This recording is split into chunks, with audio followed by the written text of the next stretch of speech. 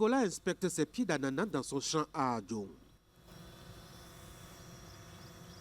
Jeune entrepreneur agricole, il s'est très tôt investi dans la terre, mais n'a commencé à s'intéresser à l'ananas que récemment. Et il a ses raisons.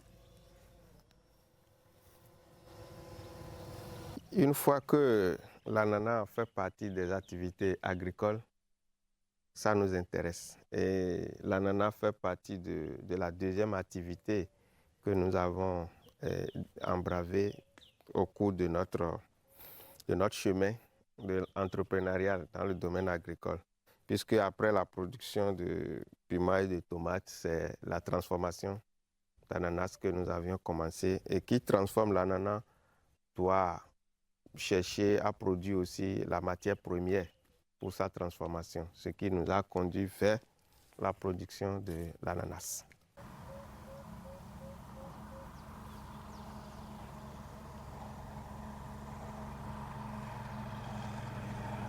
C'est de l'ananas pain de sucre, la variété pain de sucre qui est produite ici sur une superficie de 8 hectares environ, ici.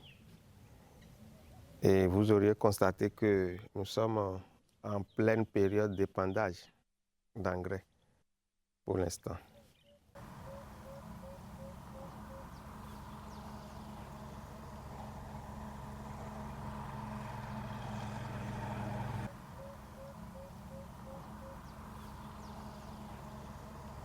C'est une activité rentable, seulement que ça prend du temps, puisque ça a un cycle de 18 mois, au maximum, sinon 15 mois au minimum. Donc il faut attendre pendant ce temps après l'investissement global. Parce que quand tu investis, il faut toujours continuer à entretenir. Et l'entretien, ça consomme. L'entretien se fait à au moins 7 fois avant la récolte. Ce qui n'est pas du tout amusant. Mais à la fin, à la récolte, on oublie toutes ces peines. Puisque ce qu'on trouve nous amène à faire. Et il y a une marge bénéficiaire que nous avons. Et quand vous avez la marge bénéficiaire, on oublie toutes les difficultés. Mais il y a une difficulté imprévue que Nicolas ne risque pas d'oublier si tôt, s'il ne trouve pas vite une solution. C'est la façon dont l'épandage a été fait la veille.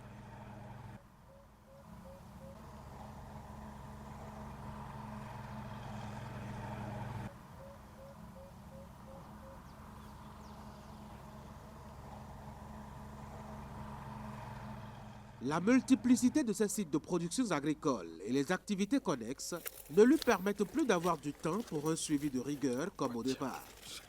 Le travail confié aux manœuvres a été bâclé. Non, Nicolas en a le cœur meurtri.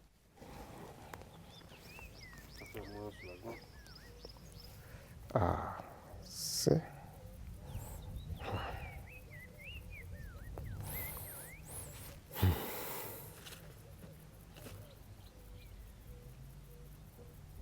C'est grave.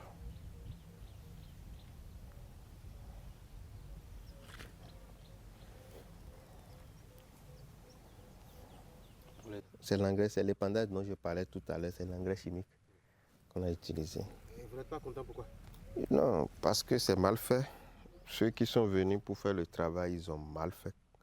Ils ont mal fait. Et ça ne se fait pas ainsi. Et ce n'est pas les consignes, ils n'ont pas respecté les consignes, c'est tout. Comment ça devrait se faire? Pour le faire, il faut creuser autour de l'ananas comme ça et vous mettez un peu de sable. Pourquoi? Quand vous mettez un peu de sable, quand il pleut, ça se dissout au niveau du sol et ça donne maintenant, ça nourrit maintenant l'ananas. Mais comme ça, s'il ne pleut pas, pour que ça descende, si ça reste comme ça avec la chaleur, ça tue le produit. Donc, vous voyez, c'est mal fait. C'est très mal fait. Vous voyez déjà, non?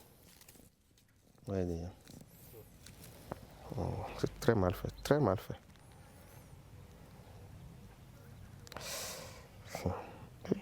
On doit reprendre ou comment vous faites? Oui, on doit reprendre. Si on ne reprend pas, c'est pas. Il faut prier pour qu'il y ait la pluie le plus tôt possible. Sinon, si ça dure, c'est que ça va ralentir l'évolution de l'ananas. Au lieu de 18 mois, ça peut encore prendre peut-être 4 à 5 mois de plus.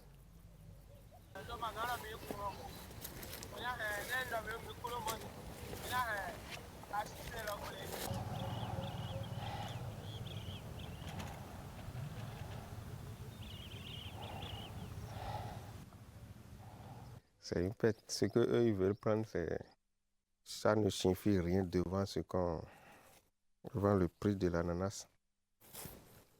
Ça va tuer le brédis d'ananas là. Ça va tuer. Puis c'est un produit chimique. Et c'est un produit qui a de la chaleur, c'est du sel. Le sel en fait. On ne peut pas mettre le sel sur le produit. Ananas résiste un peu. Si c'était du maïs, on aurait déjà constaté que c'est déjà une grande perte.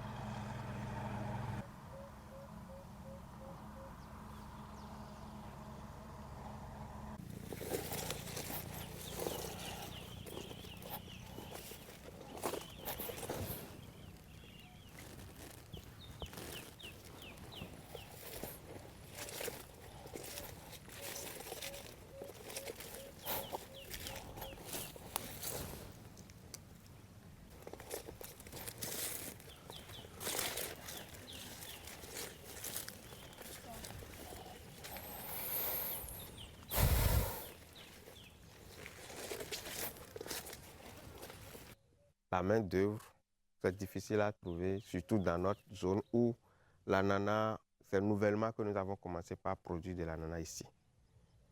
Donc, il faut aller à Zé, il faut aller à Alada, chercher la main-d'œuvre pour amener ici. Donc, tout ça, c'est des coûts. L'entretien, il faut au moins 7 saclages. Et le prix de saclage évolue avec l'âge de l'ananas. Quand c'est petit, vous payez 1500 francs, vous avez 35 000 francs à l'État. Si ça a déjà fait 6 mois, vous êtes à peu près à 60 000 francs à l'État, ainsi de suite. C'est comme ça, ça évolue jusqu'à ce qu'on est à la fin, vous êtes à 100 000 francs à l'État. C'est ça, ça devient un peu... ça pompe un peu le producteur, mais à la fin, on a une marge qui nous permet d'oublier cette difficulté.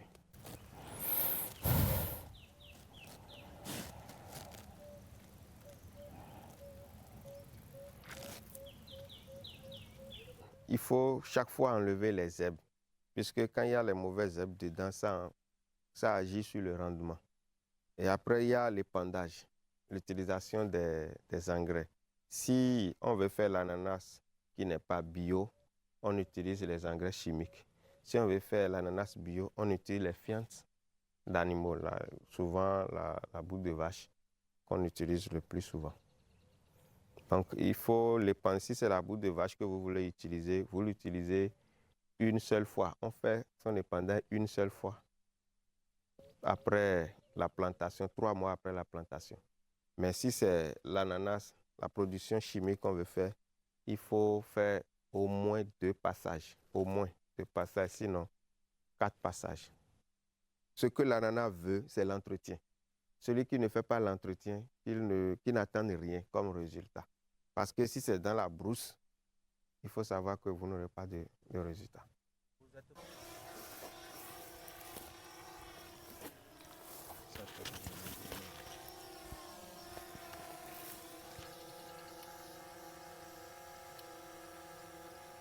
Le labour, le dessouchage, ces choses devraient être mécanisées.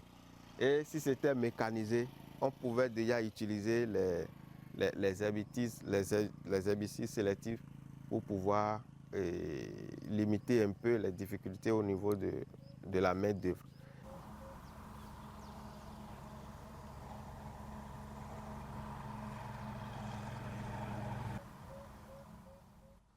Il faut vivre ces aléas et difficultés pour plus d'un an et demi parfois. Produire de l'ananas est donc une activité d'endurance, de stress et de patience. Mais on y a toujours pour son compte à la fin de la saison. Sur un hectare, on va jusqu'à 50 voire 70 tonnes. Donc, ce qui fait à peu près, on a 25 bâchers ou 35 bâchers, de 25 à 35 bâchers. Donc, la bâchée garde 2 tonnes. C'est un peu ça, ce que nous avons.